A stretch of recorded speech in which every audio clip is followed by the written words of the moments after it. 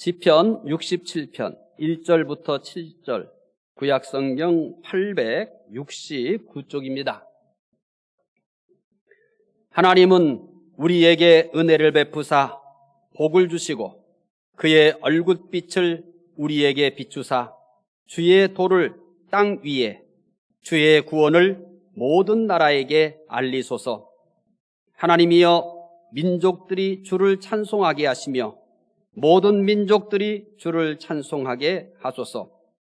온 백성은 기쁘고 즐겁게 노래할지니 주는 민족들을 공평히 심판하시며 땅 위의 나라들을 다스리실 것임이니이다.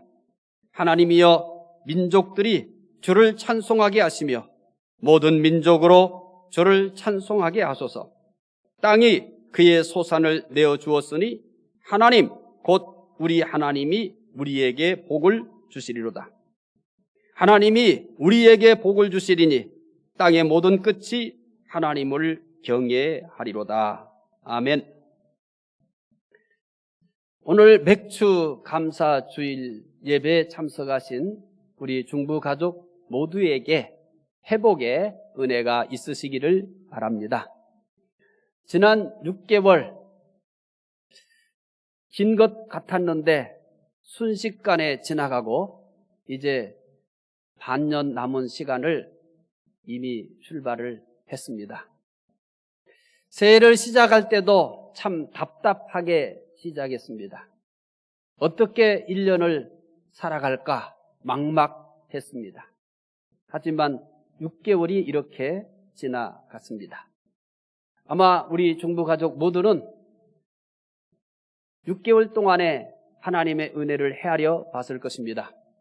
저도 역시 하나님이 주신 은혜들을 헤아려 보면서 그저 감사할 뿐이었습니다. 하나님의 은혜로 답답하고 앞을 내다볼 수 없는 시간도 이렇게 반년 지나가게 하셨습니다. 지금도 달라진 것은 없습니다. 이제 코로나19 제4차 유행이 시작되었다고까지 합니다. 코로나19가 그냥 4차 유행이 아니라 델타 변이까지 이제 유행하게 되어서 참 더 답답한 것 같습니다. 하지만 우리는 믿습니다. 하나님이 인도하실 것입니다. 그리고 언젠가는 그 끝이 있을 것입니다. 그리고 그때 우리는 감격의 눈물을 흘리며 하나님을 찬송하게 되리라고 믿습니다. 하나님께서 우리를 어떻게 자녀 삼아 주셨습니까?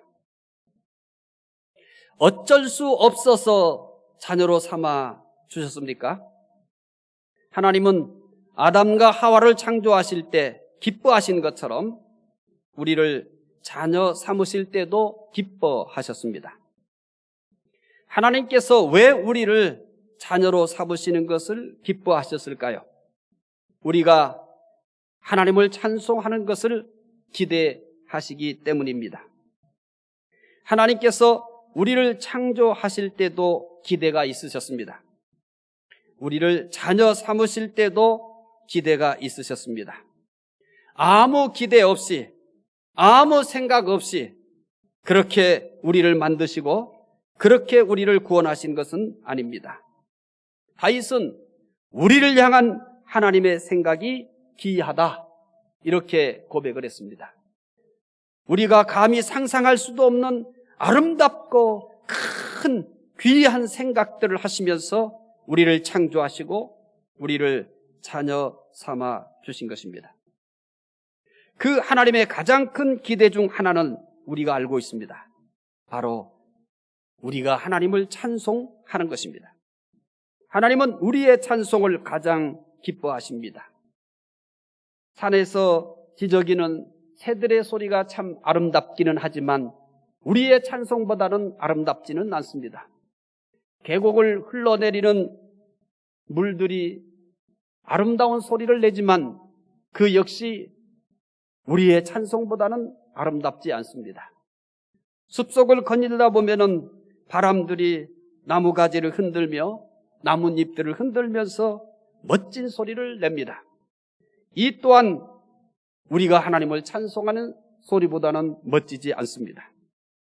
하나님은 이 세상에서 가장 아름다운 소리로 우리의 찬송을 꼽기 때문입니다. 67편은 누가 썼는지 모릅니다. 하지만 내용은 추수 감사 찬송입니다. 유대인들은 추수 때 이 시를 노래했다고 합니다. 67편은 찬송할 것을 반복적으로 말하고 있습니다. 그 내용을 잠시 보여드리겠습니다. 3절, 민족들이 주를 찬송하게 하시며 모든 민족들이 주를 찬송하게 하소서. 4절, 온 백성은 기쁘고 즐겁게 노래할지니. 5절, 민족들이 주를 찬송하게 하시며 모든 민족으로 주를 찬송하게 하소서. 시편 67편은 이 시를 지은 자신의 찬송으로 제한하지 않습니다. 자기 혼자 찬송하지 않습니다. 자신 혼자 얼마든지 내가 하나님을 찬송합니다 라고 말할 수도 있을 것입니다. 하지만 이 시편 67편의 저자는 나라고 하는 한 사람의 찬송으로는 도저히 그 하나님을 찬송한다는 것이 감당할 수가 없었던 것 같습니다. 그래서 모든 민족이 하나님을 찬송하기를 소원합니다. 자기 혼자로는, 나 혼자로는 그 하나님을 찬송하기에는 감당할 수 없고 그 벅찬 것을 도저히 감당할 수 없기에 모든 민족이 하나님을 찬송하기를 소망하고 있는 것입니다. 어쩌면 67편을 지은 사람의 가장 큰 소원 중 하나가 모든 민족이 하나님을 찬송하는 것일지도 모릅니다. 내가 평생 하나님을 찬송하는 것도 좋으나 그러나 나 하나의 찬송보다는 하나님께서 만드신 하나님의 형상대로 만드신 모든 민족이 그 하나님을 찬송하는 것을 그는 가장 소망했을지도 모릅니다. 이렇게 생각할 수 있는 충분한 이유가 있습니다. 3절, 4절, 5절에서 반복적으로 민족들이, 모든 민족들이, 온 백성은 민족들이 모든 민족으로 주를 찬송하게 하소서라고 하였기 때문입니다. 나라고 하는 사람이 평생 하나님을 찬송하는 것도 대단합니다. 그런데 적어도 67편의 저자는 이것을 뛰어넘는 신앙을 가지고 있었습니다. 내 찬송으로는 부족합니다. 나는 물론 그를 찬양합니다. 평생 하나님을 찬양할 것입니다. 그러나 나 하나님의 찬송으로는 도저히 감당할 수 없을 것 같습니다. 그래서 온 백성, 모든 민족들이 다 하나님을 찬송하기를 기대하고 있는 것입니다. 하나님을 찬송하는 것은 67편을 지은 분만의 자세가 아닙니다. 믿는 사람은 언제나 감사하며 찬송해야 합니다. 어디서나 감사하며 찬송해야 합니다. 믿는 사람의 인생 목적 중 하나가 하나님께 감사하며 찬송하는 것이어야 합니다. 중부 가족들은 비록 이렇게 답답하고 힘들고 복잡한 세상을 살아가고 있지만 언제나 그 삶의 우선순위에 하나님께 감사하며 찬송하는 것을 잊지 않았으면 합니다. 우리가 살다 보면 잊어버릴 수도 있습니다. 살다 보면 우선순위에 밀릴 수도 있습니다. 이런저런 바쁘고 어려운 일들이 끊임없이 닥쳐오기 때문입니다. 설령 그렇다 할지라도 언제나 우리의 삶의 최우선순위에는 하나님께 대한 감사와 찬송이 흔들림 없이 자리하고 있었으면 합니다. 시편 67편은 모든 민족이 하나님을 찬송하기를 소원하는 것이 전부가 아닙니다. 하나님을 찬송해야 될 이유를 밝히고 있습니다. 우리의 신앙의 맹점 중 하나가 그냥 무엇을 한다는 그 사실만 가지고 있는 부분이 많다는 것입니다. 하나님을 찬송해야 된다, 하나님을 감사해야 한다는 이 사실 하나만 가지고 있는 겁니다. 그러나 성경에 소개되고 있는 대부분의 신앙인은, 특히 오늘 본문도 마찬가지입니다만, 내가 그분에게 감사한다면, 그분을 찬송한다면 그 감사와 찬송의 당위성이 뭔지, 그 감사와 찬송의 이유가 뭔지 분명하게 밝힙니다. 67편에서 하나님을 찬송해야 될 이유는 무엇일까요? 첫 번째로 하나님을 찬송해야 될 첫째 이유를 밝힙니다. 하나님을 찬송해야 될 첫째 이유는 무엇일까요? 4절 말씀 확인하겠습니다. 온 백성은 기쁘고 즐겁게 노래할지니 주는 민족들을 공평히 심판하시며 땅 위의 나라들을 다스리실 것임이니라. 하나님을 찬송해야 할 첫째 이유는 하나님께서 모든 나라를 다스리기 때문입니다. 다윗이 하나님의 궤를 다윗성으로 옮길 때의 장면을 우리는 생생하게 기억하고 있습니다. 법궤 앞으로 달려나가 춤을 덩실덩실 추면서 그분을 찬양했습니다. 이것만이 아닙니다. 다윗이 아삽과 그의 형제들을 세워 하나님께 감사하며 찬송하게 하였습니다. 자, 이제 우리의 신앙을 한번 확인해 보시기 바랍니다. 법궤가 들어올 때 다윗이 그 법궤 앞에 나가 덩실덩실 춤을 췄다는 이야기를 우리는 기억하고 있습니다. 사실을 기억하고 있는 거죠. 또 그 사실을 노래하는 찬송도 있습니다. 그런데 그 노래 안에라도 다윗이 왜 하나님의 법궤 앞에 나가서 덩실덩실 춤을 추었는지 이유가 소개되고 있던가요? 또 우리가 이 역사적 사실을 알고 있지만 다윗이 하나님의 법궤 앞에 달려나가 춤을 췄다는 사실을 알지만 그가 왜 춤을 추었는지, 왜 그가 그렇게 덩실덩실 춤을 출 수밖에 없었는지 그 이유를 알고 있습니까? 다윗이 아삽과 그 형제들을 세워서 하나님께 감사하며 찬송하게도 하였습니다. 왜 그랬을까요? 성경은 분명히 그 당위성을 밝힙니다. 다윗이 그렇게 한 이유를 분명히 밝힙니다. 우리가 꼭 기억하고 깨달아야 될 것은 어떤 사실도 중요하지만 그 사실의 뿌리가 더 중요한 겁니다. 그 사실이 드러나기까지는 뿌리가 있었기 때문입니다. 그걸 가리켜 우리는 당위성이라 얘기하며 이유라고 얘기하는 것입니다. 역대상 16장 31절에 보면 분명히 그 이유를 밝히고 있습니다.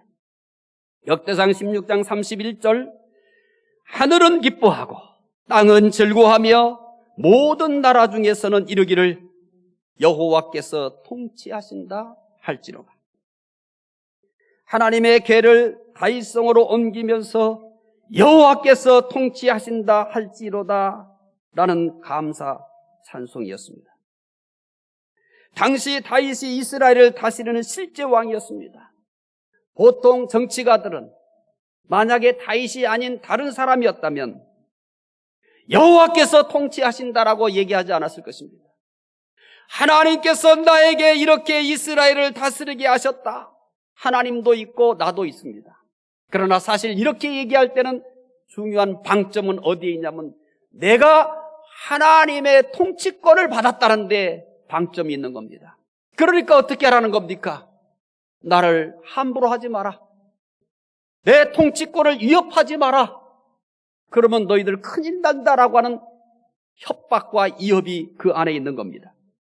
그러나 다윗은 한 번도 하나님의 통치권을 내가 받았다, 하나님께로부터 나는 통치권을 위임받았다라는 식의 말을 한 적도 없습니다. 그런 뉘앙스를 풍긴 적도 없습니다. 많은 목회자들이 이런 투로 얘기하고 심지어 은혜 받은 사람들도 그런 투로 얘기합니다. 왜요? 하나님은 일단 얘기합니다. 그래야 믿음이 있어 보이고 그래야 그럴듯해 보이기 때문입니다. 그런데 우리는 적어도 말을 할 수 있고 그리고 내가 들을 수 있고, 즉 의사소통이 가능한 사람은 이 이야기의 방점이 어디 찍혀 있는지 다 알아요. 우리는 서로 모르는 척하지만 아 그래요? 라고 얘기하지만 그러나 마음속으로는 압니다. 어디에 방점이 있습니까? 하나님께 있습니까? 하나님에게 어떤 은혜나 어떤 통치권을 받았다고 했을 때 그 방점이 어디 있습니까? 나에게 있는 겁니다. 그러나 다윗은 그런 표현을 한 적도 없고 그런 뉘앙스를 풍긴 일도 한 번도 없습니다. 다윗이 그 당시의 실제적 왕입니다. 다윗은 얼마든지 자신이 다스린다는 것을 만천하에 과시할 수 있습니다. 하나님께서 나에게 통치권을 위임했다. 얼마든지 이렇게 법궤가 들어오면서 이것을 드러낼 수 있습니다. 그리고 이 사실을 부정할 사람은 아무도 없습니다. 그러나 다윗은 모든 국민 앞에서 하나님이 다스리신다. 법궤가 들어올 때 여호와께서 통치하신다고 그 법궤 앞에 나가 덩실덩실 춤을 추며 그분을 찬양하며 감사했습니다. 그리고 아삽과 그의 형제들로 하여금 그 하나님을 찬송하게 한 것입니다. 다윗은 언제나 허수아비였습니다. 다윗은 언제나 심부름꾼이었습니다. 다윗은 언제나 종이었습니다. 그 테두리를 벗어난 적은 한 번도 없습니다. 통치권을 얘기할 때 언제나 그는 자기를 얘기하지 않습니다. 하나님이 다스린다라고 얘기합니다. 다윗은 자신이 다스리는 것을 영광으로 생각하지 않았습니다. 하나님이 다스리는 것이 가장 큰 영광이었습니다. 가장 큰 행복이었습니다. 다윗의 마음에는 하나님만이 왕이셨습니다. 하나님만이 다스리시는 분이었습니다. 그래서 하나님이 다스린다고 찬송하였습니다. 다윗이 이렇게 멋진 믿음으로 일생을 살았습니다. 그가 다스리신다. 그가 통치하신다. 이것이 그가 하나님을 찬송하고 감사한 핵심이었던 겁니다. 그러니까 그의 후손 중에도 이와 비슷한 후손이 등장합니다. 바로 여호사밧 왕입니다. 여호사밧 왕 때의 일입니다. 모압과 암몬과 마온 사람들이 연합군을 만들어 공격해 왔습니다. 여호사밧은 이들에 대하여 감당할 수가 없습니다. 이들과 맞서서 싸울 만한 능력이 안 되었던 것입니다. 그래서 여호사밧은 두려웠습니다. 유다 백성들에게 금식을 선포했습니다. 그리고 여호사밧은 성전 뜰에 엎드려 기도합니다. 그 기도 중에 일부가 있습니다. 역대하 20장 6절이 그 여호사밧이 성전 뜰에 엎드려 기도한 내용 중 일부입니다. 어떤 내용일까요? 역대하 20장 6절 소개하겠습니다. 이르되 우리 조상들의 하나님 여호와여, 주는 하늘에서 하나님이 아니시니까 이방 사람들의 모든 나라를 다스리지 아니하시나이까. 주의 손에 권세와 능력이 있사오니 능히 주와 맞설 사람이 없나이다. 여호사밧은 어떤 사람이라고 고백합니까? 저는 이 말씀을 우리 성도들이 깨달았으면 합니다. 이 말씀이 우리에게 오늘 전달하는 그 깊은 울림이 무엇인지를 꼭 깨달았으면 합니다. 지금 여호사밧은 하나님은 우리 편입니다. 하나님, 우리 편이 되어 싸워주십시오라고 합니까? 충격적이게도 우리는 도저히 생각도 못해보고 상상도 못해본 기도를 합니다. 이방 사람들의 모든 나라를 다스리지 아니하시나이까. 하나님은 이스라엘만 다스리시는 분이 아닙니다. 하나님은 이방 사람들의 모든 나라를 다스리시는 분이라고 합니다. 여호사밧의 기도는 지금 공격해 오는 모압과 암몬과 마온도 하나님이 다스리신다는 겁니다. 이렇게 모압과 암몬과 마온이 연합군을 형성해서 공격해 올 때 나는 그것에 대항할 수 없습니다. 그럼 우리는 당연히 이런 기도가 주를 이룰 겁니다. 하나님, 우리를 도와주세요. 하나님이 도와주시지 아니하면 우리는 죽습니다. 이게 일반화된 기도일 겁니다. 그런데 여호사밧은 그렇게 기도하지 않습니다. 하나님, 지금 모압과 암몬과 마온이 연합군을 형성해서 우리를 공격해 옵니다. 우리는 그들을 감당할 수가 없습니다. 하나님은 지금 저 모압과 암몬과 마온의 연합군도 하나님이 다스리십니다. 그에게는 이런 믿음이 있었습니다. 여호사밧은 모든 나라를 다스리시는 하나님을 믿었습니다. 나와 유대 민족을 다스릴 뿐만 아니라 지금 연합군을 형성해서 쳐들어오는 모압과 암몬과 마온도 하나님의 통치 아래 있다고 얘기하는 것입니다. 여호사밧은 구약의 인물인데 오늘 우리보다 훨씬 심오한 깨달음과 믿음을 가지고 있었던 것입니다. 여호사밧의 이 기도는 오늘 이렇게 바꿀 수가 있습니다. 질병으로 지옥과 같은 고통을 받으며 잠을 이루지 못하는데 하나님께 엎드려 이 질병도 하나님이 다스리십니다 라고 기도하는 것과 같습니다. 혹시라도 이런 기도 해보신 적 있습니까? 저는 그분을 머리 숙여 존경합니다.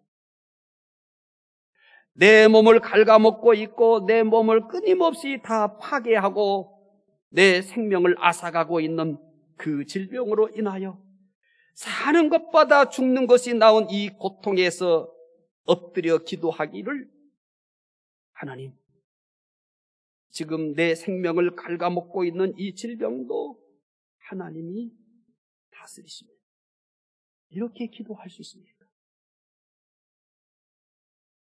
오늘 여호사밧의 이 기도는 이 내용을 우리에게 전달하고 있는 겁니다. 여호사밧은 이런 투의 기도를 한 것입니다.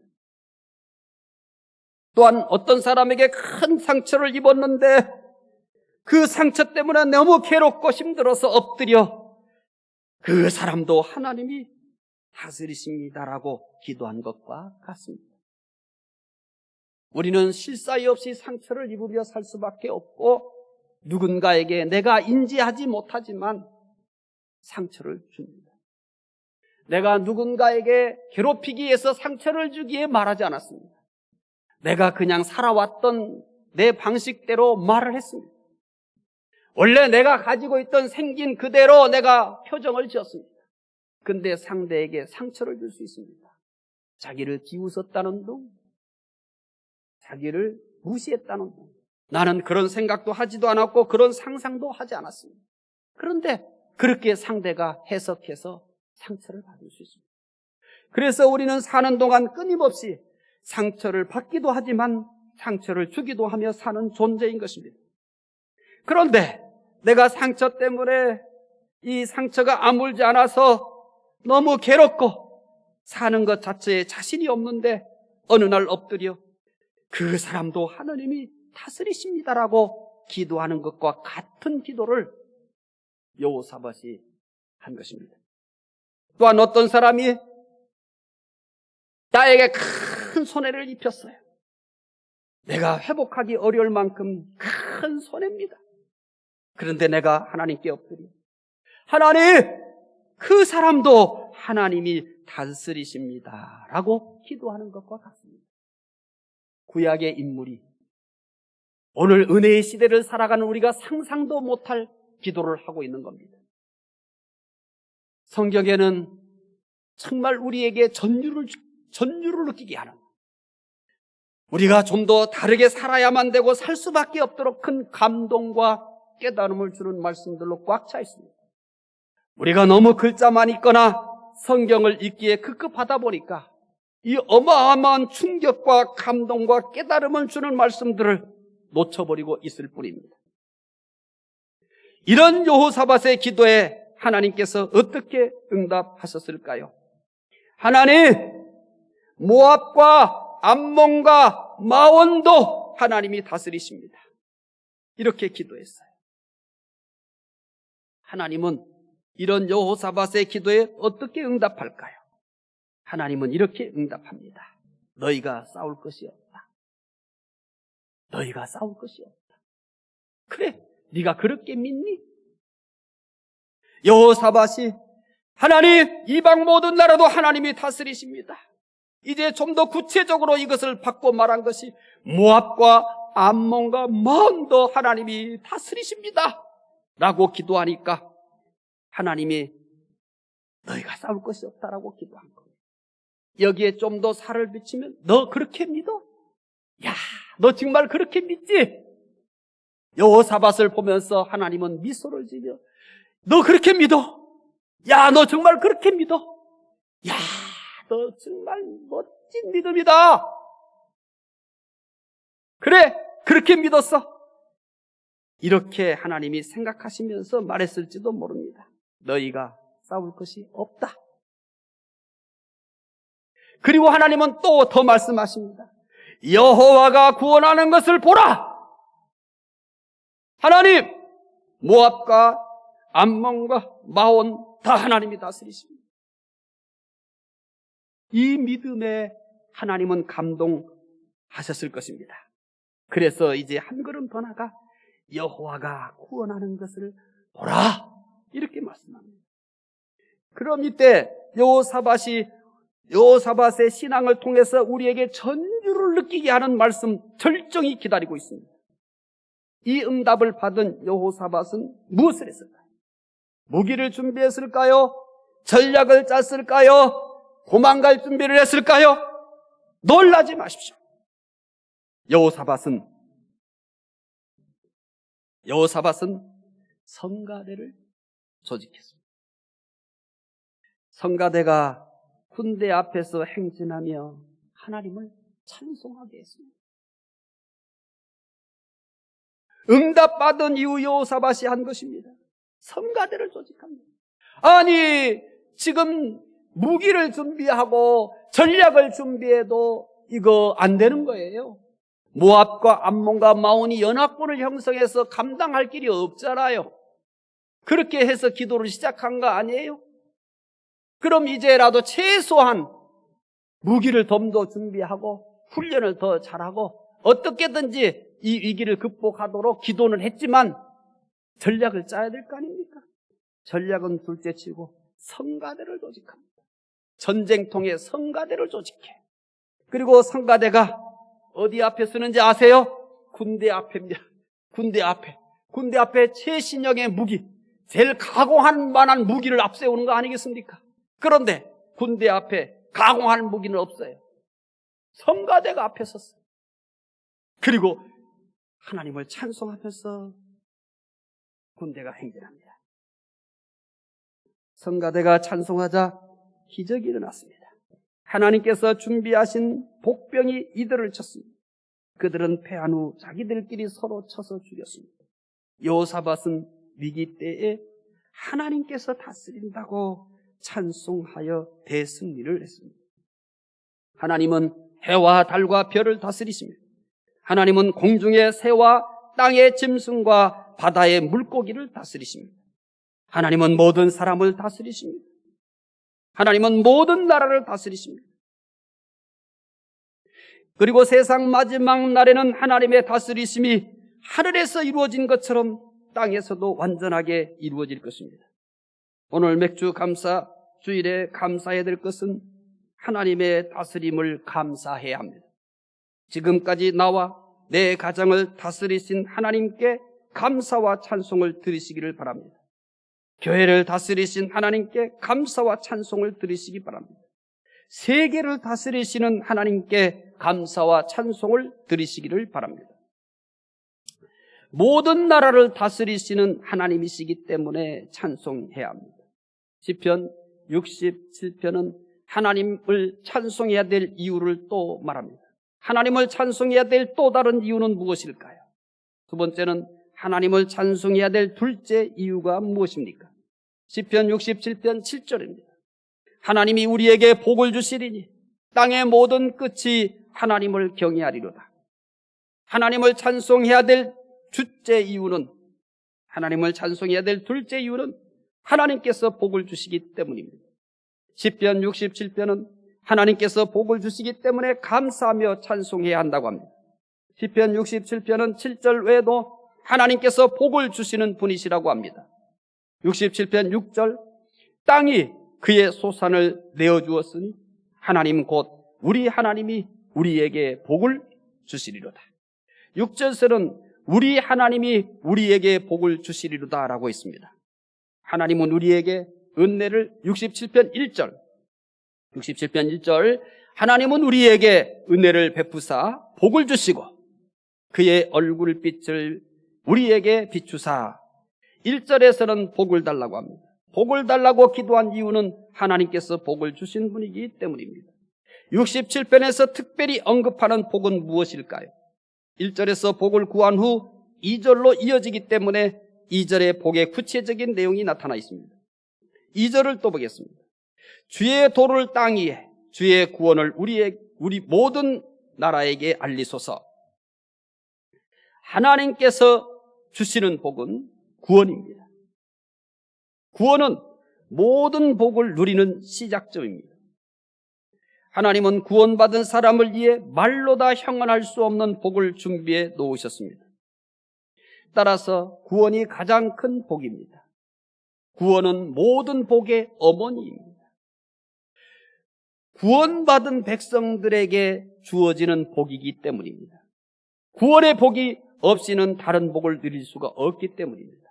그래서 시편 67편 구원의 복을 주신 하나님께 감사하며 찬송하라고 합니다. 복을 너무 강조하다 보면 하나님보다 복을 더 좋아할 수도 있습니다. 그러나 복보다는 복을 주시는 하나님이 비교할 수 없이 좋습니다. 그래서 우리 찬송가는 이렇게 시작합니다. 1장 찬송 내용을 아십니까? 찬송가 1장 내용입니다. 찬송가 처음 1장 이렇게 시작합니다. 만복의 근원 하나님 온 백성 찬송 드리고 저 천사여 찬송하세 찬송 성부 성자 성령. 우리의 찬송가 1장은 이렇게 시작됐어요. 만복의 근원 하나님 온 백성 찬송 드리고 천사여 찬송하세라고 말합니다. 온 백성이 다 만복의 근원 되신 하나님을 찬송할 뿐만 아니라 영적인 존재들인 천사들도 하나님을 찬송하라고 합니다. 하나님은 만복의 근원이십니다. 모든 복이 하나님에게서 나옵니다. 시편 67편은 복을 주시는 하나님께 감사하며 찬송하라고 합니다. 특히 하나님은 구원의 복을 주시기 때문에 감사하며 찬송하자고 합니다. 우리에게 있는 것은 하나부터 10까지 다 하나님께서 주신 복입니다. 태어난 것도 하나님의 복입니다. 건강한 것도 하나님의 복입니다. 믿는 것도 하나님의 복입니다. 가족도 하나님의 복입니다. 교회도 하나님의 복입니다. 직장도 하나님의 복입니다. 우리는 하나님의 복으로 태어나서 하나님의 복으로 지금까지 살았습니다. 우리의 모든 것은 하나님의 복입니다. 오늘 맥주 감사주일에 복을 주시는 하나님께 감사하며 찬송하시기 바랍니다. 하나님께 찬송해야 될 이유는 무엇입니까? 첫째, 하나님을 찬송해야 될 첫째 이유는 하나님께서 모든 나라를 다스리기 때문입니다. 두 번째, 하나님을 찬송해야 될 둘째 이유는 하나님께서 복을 주시기 때문입니다. 오늘은 맥주 감사주일입니다. 모든 나라를 다스리시고 복을 주시는 하나님께 감사드리며 찬송하며 사시기 바랍니다. 기도하겠습니다.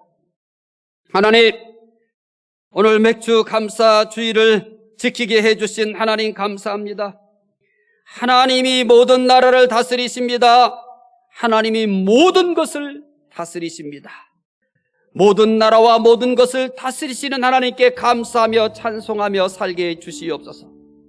복을 주시는 하나님, 구원의 복을 주신 하나님, 우리가 살아가면서 누리는 모든 것들은 다 하나님이 주신 복입니다. 우리에게 복을 주시는 하나님께 감사하며 찬송하며 살게 하여 주시옵소서. 감사하며 예수님 이름으로 기도드리옵나이다. 아멘.